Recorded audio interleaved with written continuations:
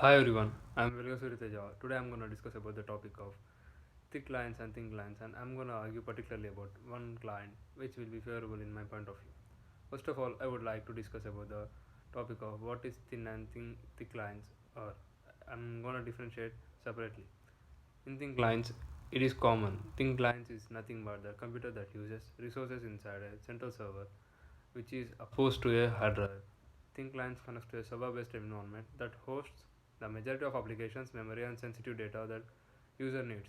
Thin clients can also connect to servers based in the cloud. With a thin client, you can set up or you can acquire new workstations for employees working remotely. And also, we have the option to centralize your security solution by protecting the server the various thin clients connect to. Now, I would like to discuss. I would like to explain about what is thick clients. Thick clients is a form of client server architecture.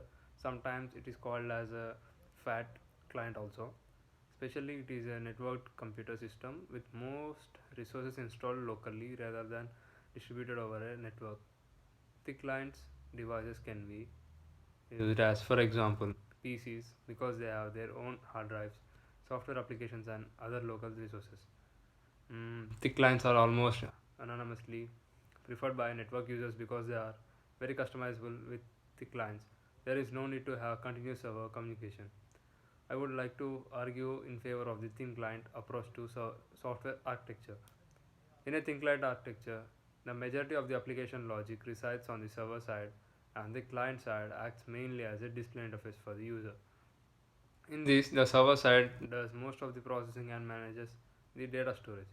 The client side is responsible for displaying the main user interface and handling user interactions such as mouse clicks or keyboard input.